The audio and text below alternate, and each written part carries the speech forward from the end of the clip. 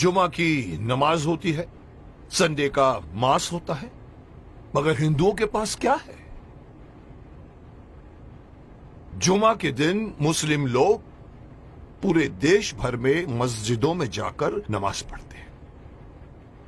Christian लोग हर Sunday को अपनी फैमिली को लेकर चर्च में जाकर मास करते हैं। हिंदू क्या करता है? किसी ने गौर किया है आज तक? और फिर हम शिकायत करते हैं कि हमारे में एकता नहीं है। मुझे कल एक डिस्टर्बिंग चीज देखने को मिली टीवी पर। विश्लेषण करके मुझे बताया गया है, मैंने देखा कि पूरे वर्ल्ड में 190 करोड़ मुस्लिम्स हैं, मुस्लिम राष्ट्रों से मिलाकर। हिंदुस्तान में 100 करोड़ हिंदू हैं, लेकिन वो 190 करोड़ मुस्लिम एक कॉल पर इकट्ठे हो सकते हैं, हो जाते हैं। अगर मैं सिंपल वे से कहूं, एक सीटी मारते ही सब लोग एकजुट हो सकते हैं। क्रिश्चियन लोग मिलकर एक दूसरे से फोर्स बन सकते हैं, लेकिन हिंदुओं का क्या भाई? कोई हिंदुओं के पास में कोई एक ऐसी मैकेनिज्म है जिसके द्वारा पूरे 100 करोड़ हिंदू जाने एक दूसरे को? अरे साहब, नेक्स्ट फ्लैट में कौन रहता है हमें यह भी नहीं पता होता। मुंबई सिटी या हर सिटी की ये बात है। मैं ये कहना चाहता हूं कि हिंदुओं को अगेन मैं वही कहूंगा कि मैं कहना चाहता हूं कि मुझे पता नहीं कि मेरी बात में कितना वजन है, लेकिन मैं पूरे देश के धर्माचार्यों को, मैं देश के पूरे संत समाज के जो बड़े बड़े आसीन पदासीन है, मैं उनको कहना चाहूंगा, आह्वान कीजिए, आप एक दिन मुकर्रर कीजिए, एक दिन फिक्स कीजिए, हफ्ते में एक दिन आप अपना लीजिए। और अगर मुझसे पूछो तो वो मंगलवार आ सकता है, क्योंकि मंगलवार हनुमान का दिन है, हनुमान जी का दिन है।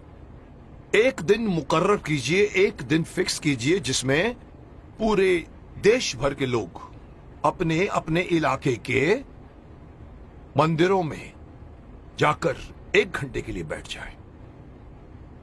क्या करेंगे आप लोग बैठकर? मुस्लिम लोग नमाज पढ़ते हैं, क्रिश्चियन लोग उनका एक अपना सिस्टम होता है, उनके फादर बोलते हैं। आप लोगों को, हिंदुओं को, कोई सिस्टम बनाने की कोई जरूरत नहीं, कोई आरती नहीं, कोई पूजा नहीं। आप ओमकार नाथ का जाप कीजिए। ओम,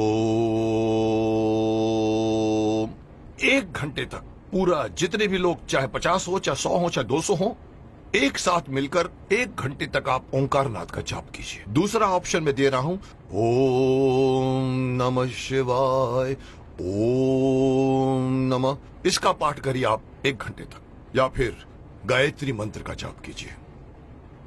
अब आप देखिए मैं क्यों इस बात को उठाना चाहता हूं, क्योंकि हमारे हिंदुओं में ये एक बहुत बड़ी मान्यता है कि अपने आप को बहुत सहिष्णु मानते हैं और कहते हैं हिंदू हमारा धर्म, हमारा हिंदू समाज अपने धर्म के प्रति जागरूक नहीं है, अपने धर्म के प्रति पूरी तरह से कमिटेड नहीं है। धर्म कहते हैं हमारा हिंदू धर्म नहीं है, हमारा धर्म जो है वे ऑफ लाइफ है। मैं हमेशा से मना करता हूँ, धर्म था, है और रहेगा। और जब तक आप इसको अपना धर्म नहीं मानोगे, तब तक आपके अंदर कभी भी एकता नहीं आएगी, कभी भी आपके अंदर मोटिवेशन नहीं आएगा, कभी भी आपके अंदर फोर्स नहीं आएगा।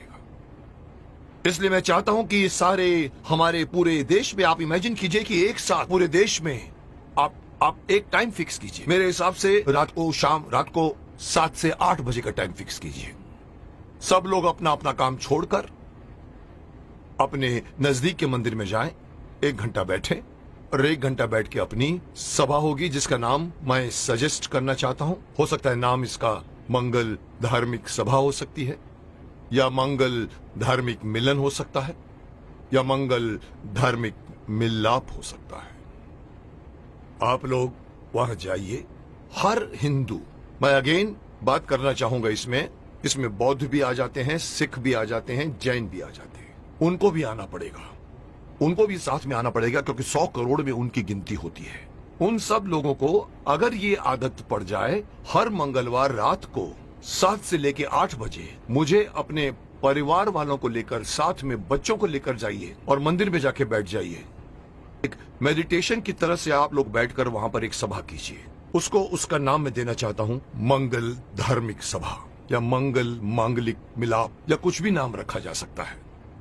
जैसे मुस्लिम कैसे नमाज कहते हैं, क्रिश्चियन उसे मास कहते हैं, आप उसे मंगल मिलाप कह सकते हैं। वहां आइए, आप देखेंगे आपका पूरा देश, आपके पूरे देश के 100 करोड़ हिंदू कितनी जल्दी एक दूसरे के साथ एकजुट हो जाएंगे, जिसका इस वक्त इस कॉन्टेम्पररी आजकल आप देख रहे हैं जिस तरह के माहौल बन रहे हैं, उसमें हमारे हिंदुओं पर लोग एक तरह से हंसते भी हैं। उनको पता है कि ये लोग कोई मिलने वाले नहीं हैं। लेकिन अगर ये होना शुरू हो जाएगा तो आप सही अपने इर्द गिर्द के लोगों को सिर्फ जानोगे नहीं, पहचानना शुरू कर दोगे। जैसे कि मैंने कहा कि सिटीज में पता भी नहीं होता कि नेक्स्ट फ्लैट में कौन रहता है। इस बहाने आप आइए, बाहर निकल कर आइए, अपनी ड्यूटी मान कर आइए। मैं हर हिंदू को कहना चाहूंगा, और इसके लिए मेरी बात नहीं, मैं बड़े बड़े जो हमारे धार्मिक हमारे जो संत हैं, गुरु हैं, उनको मैं आह्वान करना चाहूंगा कि आइए आगे और अनाउंस कीजिए कि हर मंगलवार को 7 बजे से 8 बजे हर हिंदू को किसी नजदीकी मंदिर में जाकर 1 घंटा बैठकर आपको मेडिटेशन करना पड़ेगा। जो बैठेगा उसको भी फायदा होगा, क्योंकि मेडिटेशन में बहुत ताकत है। और दूसरा फायदा यही है कि आप लोग मिलोगे, एकता करोगे। और इस वक्त हिंदू समाज का एकता में आना बहुत ही अत्यंत आवश्यक है। मैं नहीं बताना चाहता, लोग सब समझते हैं कि मैं क्या बोलना चाहता हूं, लेकिन हिंदू समाज बटा हुआ है। जुट और नंबर्स में ताकत होती है। ये हिंदू से निकलकर सिख, ये बौद्ध, ये जैन, इस बहाने साथ में आइए, क्योंकि आप पहले हिंदू हैं, उसके बाद में आप सिख हैं, उसके बाद में आप बौद्ध हैं, उसके बाद में आप जैन हैं। मेरी एक छोटी सी गुजारिश है कि मैं अपनी तरफ से सलाह देना चाहता हूं कि देश भर में कुछ ऐसा कानून बनाया जाए, ये कानून के दायरे में हो या पता नहीं धार्मिक दायरे में हो, लेकिन ये किया जाए।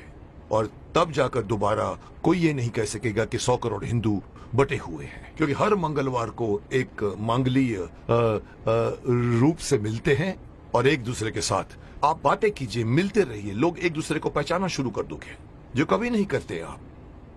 अंत में मैं हर हिंदू को इस बात से आगाह करना चाहूंगा कि अगर आप अपना फायदा चाहते हैं, अपने देश की भलाई चाहते हैं, अपने समाज की, अपने परिवार की भलाई चाहते हैं, तो एक होइए।